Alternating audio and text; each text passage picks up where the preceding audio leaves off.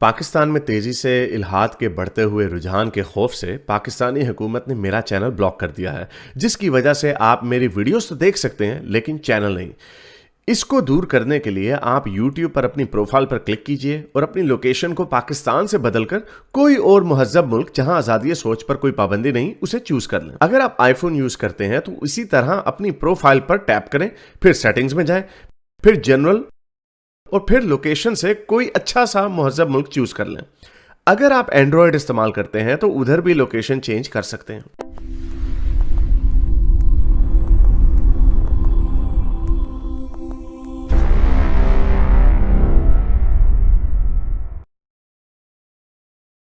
اچھا، یہ جو آپ بتا رہے ہیں کہ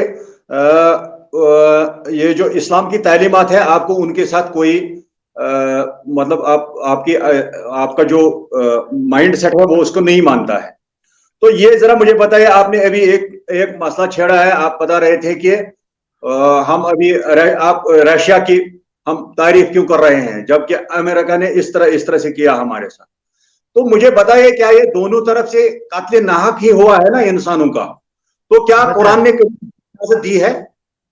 ہاں جی قرآن میں ایسی آیتیں بہت ہیں کہ کافروں کو مارو، اور اس کے پیچھے مجھے پتا آپ سب ٹیکس دیں گے کہ اس کے پیچھے یہ وجہ تھی، وہ وجہ تھی۔ وجہ تو امریکہ کے پاس بھی وجہ ہی ہوتی ہے کہ انہوں نے ہماری 2 بلڈنگیں گرائی تو اس لیے ہم نے ان کے اوپر بم آگے گرا دیا۔ وجہ تو ہر ایک کے پاس ہوتی ہے، لیکن اگر آپ نے حدیثوں میں جانا تو حدیثوں میں تو اور بہت کچھ ہے۔ مجھے نہیں پتا آپ حدیثوں کو مانتے ہیں یا نہیں مانتے، سنی حدیثوں کو۔ حدیث میں جانے سے پہلے ہمیں یہ دیکھنا ہے نا کہ جو بیسک کتاب ہے اس پر ہم تھوڑی بات کریں کہ پہلے ہمارا ذہن اس پر ٹک جائے کہ کیا یہ کتاب واقعی انسانیت کو غلط نہج پر لے جا رہی ہے۔ ہاں، تو سورہ توبہ جو ہے وہ چیپٹر 9 جو ہے وہ بڑا خطرناک سورہ ہے۔ وہ سورہ توبہ میں آپ کو کوئی 20 ایسی آیتیں مل جائیں گی جس کے اندر کافروں کے اوپر مارنے کے۔ اب پھر بات وہی آ جائے گی کہ آپ اس کو کہیں گے کہ یار یہ اس کے پیچھے وجہ تھی، اس کے پیچھے یہ وجہ تھی، وہ پھر اس کے اوپر پھر ڈیٹیل سے بات کی جا سکتی ہے۔ آپ کو یہ بتاؤں گا کہ کیا ہر ایک وہ جو بھی ایک مطلب یہ جو قانون ہے، قانون سازی میں ہر ایک ملک ایک فارن پالیسی بناتا ہے، وضع کرتا ہے، تو قرآن کی جو فارن پالیسی ہے اس کو ہم کیوں نہیں مان سکتے ہیں کہ وہ بھی کسی حد تک ٹھیک ہے؟ کیونکہ قرآن کی فارن پالیسی کیا ہے مجھے بتائیں۔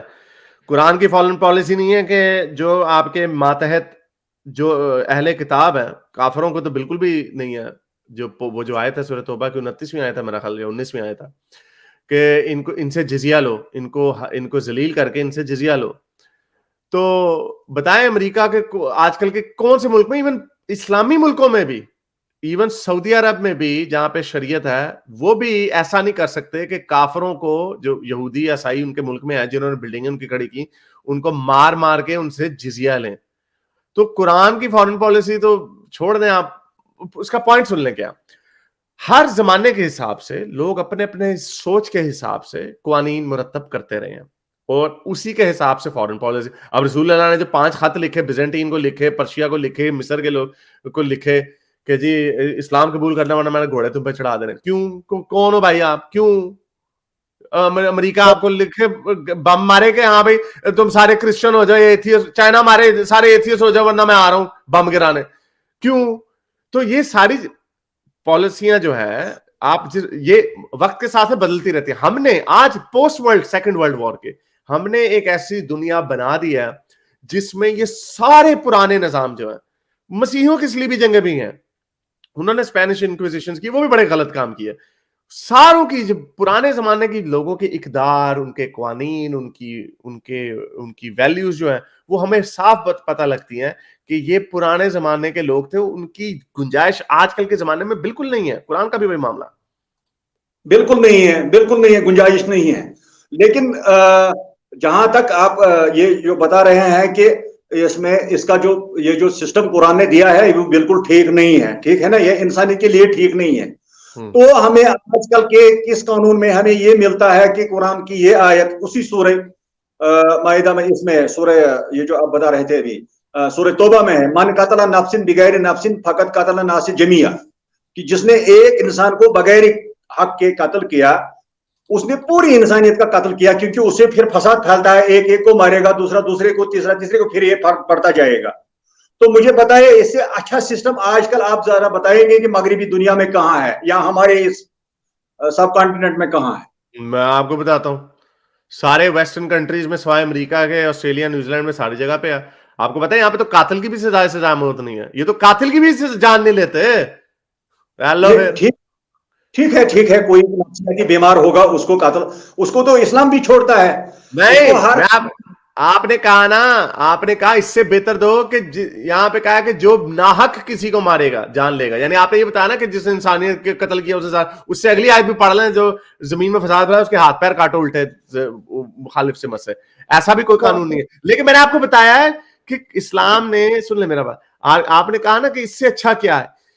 ایک یہ ہے نا کہ کسی انسان کا قتل ناحق نہ کرو, اچھی بات ہے.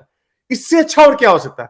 اس سے اچھا یہ ہو سکتا ہے کہ کسی بھی انسان کا قتل نہ کرو, چاہے تم حق پہ بھی کیوں نہ ہو. یہی اس سے بہتر ہو سکتا ہے نا, ورنہ اس سے بہتر اور کچھ نہیں ہو سکتا. یہ ممکن ہے کیا یہ انسان کے ذہن کے مطابق ہے کہ انسان کی عقل اس کو مانتی ہے کہ کبھی کوئی قاتل ہی نہ ہو؟ کیا یہ ہو سکتا ہے؟ نہیں, میں اس کی بات کر رہا ہوں. قتل کی تو اجازت کہیں پہ کسی بھی معاشرے میں نہیں دی گئی. یہ تو حمورابی, یہ تو 1500 قبل مسیح سے یہ قانون چلتا آ رہا ہے, آنکھ کے بدلے آنکھ. یہ جو قرآن نے جو اٹھایا نا, یہ حمورابی کا کوڈ اٹھایا, آنکھ کے بدلے آنکھ, ناک کے بدلے ناک. اچھا, یہ جو میں آپ کو قتل کی قوانین ہے, میں کہہ رہا ہوں قوانین کے مطابق, میں آپ کو کہہ رہا ہوں قانون کے مطابق کیپٹل پنشمنٹ ان ملکوں میں نہیں ہے. اگر آپ نے قتل بھی کیا ہے نا تو آپ کو سزائے موت نہیں ملے گی ان ملکوں میں. تو پھر اس قیدی کو ہم کیا کریں گے؟ اس کو ہم لائف ان پریزن رکھیں گے, اس کو 30 سال جیل میں رکھیں گے. تو اس سے اس کا یہ جو قتل ہوا ہے, کسی کے بچے یتیم ہو گئے ہیں, کوئی بیوہ ہو گئی ہے, اب مان گئے ہاں, تو انہوں نے اپنی سوسائٹیز کو ایوالو کر دیا. لوگ جو ہوتے ہیں وہ پیس, انہیں پیس مل جاتا ہے, انہیں سکون مل جاتا ہے کہ جس نے ان کی بیٹی کا یا بیٹے کا قتل کیا اس کو 25 سال کے لیے جیل ہو گئی ہے. ان کی سوچ بدل چکی بھی ہے. تو اگر ہم سپوز کریں گے کہ ہٹلر کو آج کے زمانے میں وہ زندہ ہوتا اور آپ اس کو گرفتار کرتے, تو کیا ان 60 لاکھ یہودیوں کے ساتھ انصاف ہوتا جن کو انہوں نے قتل کیا ہے, جن پر اس نے بم گرائے ہیں؟ وہ تو اگر آپ اس کو قتل کر بھی دیتے ہیں, انصاف تو ان کے ساتھ پھر بھی نہیں ہوا. تو ایک ہی جان ہے, ایک جان کے بدلے 60 لاکھ جانے کیسے جائیں گے؟ تو یہ سبجیکٹو بات ہے. سامنے ایک ایسا نظام ہوگا جو انسان کو پوری یہ انصاف دے سکتا ہے. آپ مانیں گے نا؟ یہ عقل مان سکتی ہے نا؟ یہ کیا مان سکتی ہے؟ انسان نے 60 لاکھ یہودیوں کا قتل کیا, تو پھر ہم ایک انسان اس کے بارے میں کوئی فیصلہ نہیں کر سکتے ہیں.